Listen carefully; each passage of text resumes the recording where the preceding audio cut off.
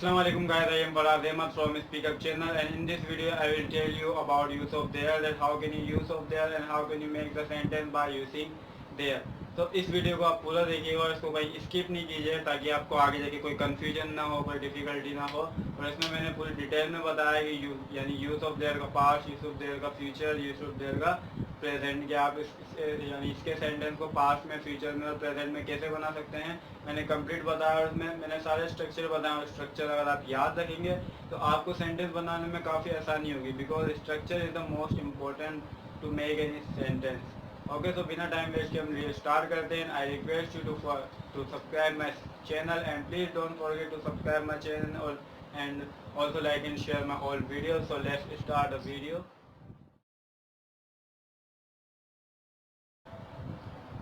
तो यहाँ पे आप देख सकते हैं सारे मैंने यूज ऑफ देयर के स्ट्रक्चर लिखे हुए हैं। मीन्स ऑफर्मेटिव का स्ट्रक्चर क्या है, नेगेटिव का स्ट्रक्चर क्या है, इंटरोगेटिव का स्ट्रक्चर क्या है और इंटरोगेटिव और नेगेटिव का स्ट्रक्चर क्या है। और आपको मैं ऑलरेडी पिछली वीडियो में बता चुका हूँ कि ऑफर्मेटिव क्या होता है, नेगेटिव क्या होता है, इंटरोगेटिव क्या होता है, इंटरोगेटिव नेगेटिव क्या होता है।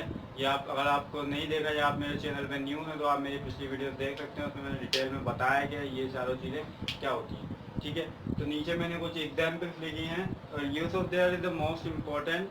और यूज ऑफ देयर हम वहाँ यूज़ करते हैं जहाँ हमें किसी शख्स की या किसी चीज़ की मौजूदगी जाहिर करनी हो, या किसी चीज़ का बताना हो किसी चीज़ के अंदर, या किसी चीज़ के ऊपर। जैसे कि क्लास में 2 कुर्सियाँ हैं, यानी क्लास में 2 कुर्सियाँ हैं, टेबल। देयर हम सेंटेंसेस में इसलिए यूज़ करते हैं जब हमें किसी चीज़ की मौजूदगी, या किसी शख्स की या किसी बेजान चीज़ की या किसी जानदार चीज़ की या किसी भी चीज़ की हमें मौजूदगी जाहिर करनी होती है, समवन या समथिंग, तो उसके लिए हम देयर का यूज़ करते हैं। मिसाल के तौर पर जब हम बोलते हैं कि एक घर में 5 कमरे हैं, क्लास में 2 स्टूडेंट हैं, टेबल पर पेंसिल्स है, ऐसे जो सेंटेंस होते हैं। पाकिस्तान में 4 सूबे हैं, इंडिया में इंडिया को छोड़ो चला, पाकिस्तान में 4 सूबे, और इस तरीके के और भी सेंटेंसेस होते हैं। यानी दुनिया के अंदर बहुत से मुल्क हैं, काफ़ी सारे सेंटेंस जो होते हैं जिसमें हम मौजूदगी जाहिर करना चाहते हैं, तो वहाँ पे हम यूज़ ऑफ देयर का यूज़ करते हैं। तो अगर आप इस वीडियो को पूरा देखेंगे तो आपका कॉन्सेप्ट बिल्कुल क्लियर हो जाएगा कि आप देयर के सेंटेंसेस कैसे बना सकते हैं आसानी से। तो स्टार्ट करते हैं हम ऑफर्मेटिव से। ऑफर्मेटिव का स्ट्रक्चर होता है, सबसे पहले आपको देयर लिखना यानी सबसे पहले जो आता है हमारा देयर आता है। वैसे आम सेंटेंसों में हम सब्जेक्ट लिखते हैं, तो यहाँ पे देयर जो है इंट्रोडक्टरी सब्जेक्ट है। ठीक है, ये भी एक सब्जेक्ट है, लेकिन इंट्रोडक्टरी सब्जेक्ट है, ये एक अलग सब्जेक्ट होता है। तो सबसे पहले हमेशा देयर आएगा, जैसे कि सब्जेक्ट आता है।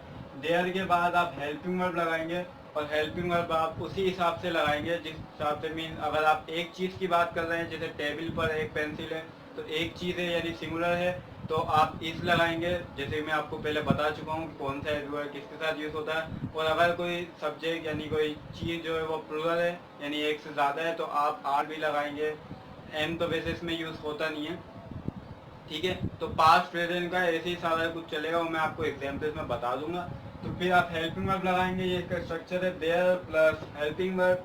फिर उसके बाद आप समवन या समथिंग, यानी किसी शख्स की मौजूदगी जाहिर करनी हो तो किसी शख्स का बताएंगे, या किसी चीज़ की मौजूदगी जाहिर करनी हो तो किसी चीज़ का बताएंगे। उसके बाद हम प्लस इन एट ऑन, इन 3 चीज़ों में से एक है। जैसे इन की मीनिंग में, एट की मीनिंग भी में, ये दोनों एक ही मीनिंग है, लेकिन ये अलग अलग जगह पे यूज़ होते हैं, ये मैं आपको बता दूंगा। ऑन की मीनिंग है पर, मीन जब हमें किसी चीज़ की मौजूदगी किसी चीज़ के ऊपर जाहिर करनी हो तो हम ऑन यूज़ करते हैं। तो इन तीनों चीज़ों में से एक चीज़ आएगी, तो प्लस इन एट ऑन, फिर प्लस समवन या समथिंग। मीन एंड में जो समवन या समथिंग यानी किसी चीज़ के अंदर या किसी चीज़ के ऊपर या किसी शख्स के अंदर या किसी शख्स के ऊपर, मीन इसको यानी कि एग्जाम्पल दी गई है। तो ये हमारा स्ट्रक्चर है, इसका स्ट्रक्चर थोड़ा डिफिकल्टी नहीं होगी। ठीक है, तो इसका नेगेटिव स्ट्रक्चर यही है, पूरा का पूरा यही है। बस आपको जैसे पता है यहाँ पे नो आएगा या नोट आएगा। अब नो कहाँ आता है और नोट कहाँ आता है, ये भी मैं आपको इस लेक्चर में बताऊंगा कि नो हमें कहाँ लगाना है और नोट हमें कहाँ लगाना है। अगर आप ऑफर्मेटिव इंटरोगेटिव बनाना चाह रहे हैं तो इंटरोगेटिव में जैसे कि आपको पता है स्ट्रक्चर और हेल्पिंग वर्ब जो है हमेशा सब्जेक्ट के पीछे आ जाता है। जैसे कि यहाँ पे देयर जो हेल्पिंग वर्ब जो है देयर के हमने पीछे कर दिया, ये हेल्पिंग वर्ब है, यहाँ पे हेल्पिंग वर्ब हमने सब्जेक्ट के पीछे कर दिया है, तो यहाँ पे हेल्पिंग वर्ब आ गया है। और पूरा पूरा वही रहेगा, ये इंटरोगेटिव है। इंटेरोगेटिव और नेगेटिव बनाना है तो आपको पता है इंटेरोगेटिव और नेगेटिव क्या होता है। इंटेरोगेटिव और नेगेटिव यानी सवालिया भी होता है, इनकारिया भी होता है। मीन्स आपको अपना हेल्पिंग वर्ब भी देयर के पीछे करना है और आगे नो या नोट लगाना है। और नो या नोट यानी नो कहाँ आता है, नोट कहाँ आता है, वो मैं भी आपको एग्जाम्पल्स में बताऊंगा। ठीक है, तो थोड़ी सी प्रैक्टिस करते हैं हम। There are 2 students in the class. ठीक है, there are 2 student in class यानी क्लास के अंदर 2 स्टूडेंट हैं। अब जिस चीज़ के अंदर है वो चीज़ एंड में आएगी इन क्लास, और जिस चीज़ की आप मौजूदगी जाहिर करना चाह रहे हो वो हमेशा हेल्पिंग वर्ब के बाद आएगी। जैसे कि यहाँ पे लिखा हुआ है there are 2 students in class. अब आर यहाँ पर क्यों है, क्योंकि स्टूडेंट हमारे जो हैं वो 2 हैं, एक नहीं है। अगर एक स्टूडेंट होता यानी वो सिंगुलर होता तो हम उसे उसकी यानी उसके साथ हम हेल्पिंग वर्ब इज लगाते। लेकिन यहाँ पे हमारे पास 2 स्टूडेंट यानी हम एक से ज़्यादा लोगों की बात कर रहे हैं, तो यहाँ पे हमने आर लगाया है। सिंपल सी बात है, ऑलरेडी मैं आपको पिछली वीडियो में बता चुका हूँ। There are 2 students in class यानी क्लास के अंदर 2 स्टूडेंट्स हैं। अब हम यहाँ भी ये भी लिख सकते हैं there are 2 students on table यानी टेबल के ऊपर 2 स्टूडेंट हैं। इन की जगह ऑन आ जाए, क्लास की जगह टेबल आ जाएगा, बाकी सब वही रहेगा। तो इस तरीके से आप सारे सेंटेंसेस बना सकते हैं। यहाँ पे हम इंटेरोगेटिव नेगेटिव ले लेते हैं। There is not a cat in room यानी जो बिल्ली यानी एक बिल्ली रूम के अंदर नहीं, यानी रूम के अंदर एक बिल्ली नहीं है। तो इसलिए हमने, और बिल्ली यानी कैट जो है वो एक है, तो हमने यहाँ पे इज लगाया। अगर यहाँ पे 2 कैट्स होती तो हम यहाँ पे आर लगाते, लेकिन यहाँ पे 1 कैट्स है तो हम यहाँ पे इज लगाया। There is not a cat in room यानी रूम के अंदर एक कैट नहीं है। अब जिस चीज के अंदर की बात की जा रही है वो है रूम, तो हमने रूम को एंड में लगाया इन रूम यानी एक ऐसा ऑब्जेक्ट। ठीक है, तो और जिस चीज की हम मौजूदगी जाहिर की जा रही है यानी कैट की, तो कैट को हमने हेल्पिंग वर्ब के बाद लगाया। मीन्स नेगेटिव है, नोट तो आएगा, हेल्पिंग वर्ब के बाद लगाया। और ये भी मैं बताता चलूँ कि नो और नोट कहाँ आता है। तो यहाँ पे आप देख रहे हैं नोट आ कैट। अब यहाँ पे नो क्यों नहीं आ रहा, नोट क्यों आ रहा है, तो उसकी वजह ये है क्योंकि नोट के आगे आ भी आ रहा है। अगर यहाँ से हम आ लगा रहे तो ये बनेगा there is no a cat in class. Sorry, there is no cat in class यानी जब आप आ हटा देंगे या एक से ज्यादा की बात करेंगे या ऐसे भी आप सिंपली आ हटा देते हैं तो आप नोट की जगह नो लगाएंगे। लेकिन अगर आप आगे आ लगा रहे हैं तो आप लाजमी नोट लगाएंगे। बस एक छोटा सा रूल्स है कि आगे अगर आ आएगा तो आप नोट लगाएंगे, लेकिन आगे नहीं आएगा तो आप नो लगाएंगे। ये छोटा सा रूल है सिर्फ। There is not a cat in room, ये सिंपली क्या रूम में कैट नहीं है।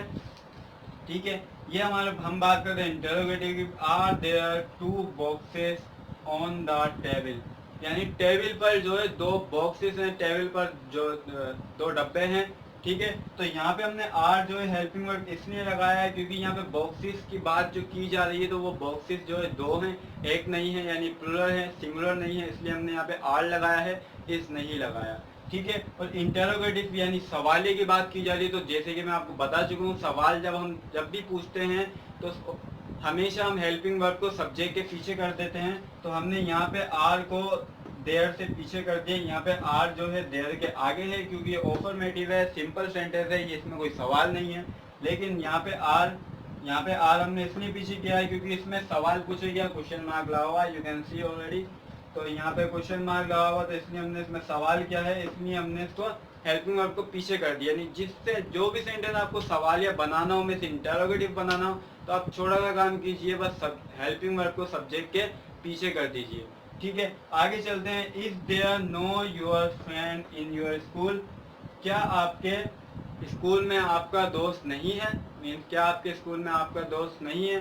तो यहाँ पे आप पहले तो देख सकते हैं हमने यहाँ पे नो लगाया है और यहाँ पे नोट लगाया है। इसकी वजह यही है, यहाँ पे हमने नोट इसलिए लगाया क्योंकि यहाँ पे आ रहा है, नो यहाँ पे हमने इसलिए लगाया क्योंकि यहाँ पे कोई आ नहीं है। फ्रेंड तो एक की बात की जा रही है, लेकिन जरूरी तो नहीं हम जहाँ पे एक की बात की जा रही है हम वहाँ पे आ लगाएं। तो यहाँ पे कोई आ नहीं है तो इसलिए हमने यहाँ पे नोट की जगह नो लगाया। इंटरोगेटिव भी है और नेगेटिव भी है। नेगेटिव के लिए हमने नो लगाया, इंटरोगेटिव के लिए हमने हेल्पिंग वर्ब को पीछे कर दिया। अगर ये सिंपली नेगेटिव होता तो हेल्पिंग वर्ब जो है हमारा देयर के आगे आ जाता, लेकिन ये दोनों सवालिया और इनकारिया दोनों है, तो इसमें हमने हेल्पिंग वर्ब को सब्जेक्ट के पीछे कर दिया। और जब यहाँ पे हेल्पिंग वर्ब हटा तो ये नो ऑटोमेटिकली देयर के आगे आ गया। तो ये सिंपल सी बात है। और in your school is there no your friend in your school, यानी स्कूल के अंदर जिस चीज के अंदर की बात की जा रही है हमेशा एंड में आता है। जैसे कि यहाँ पे टेबल यानी on, room, in, class, in, your school, in, यानी इनके ऊपर की या अंदर की बात की जा रही है। तो इसलिए हमने योर स्कूल को, टेबल को, रूम को, क्लास को एंड में लगाया है। You can say them object.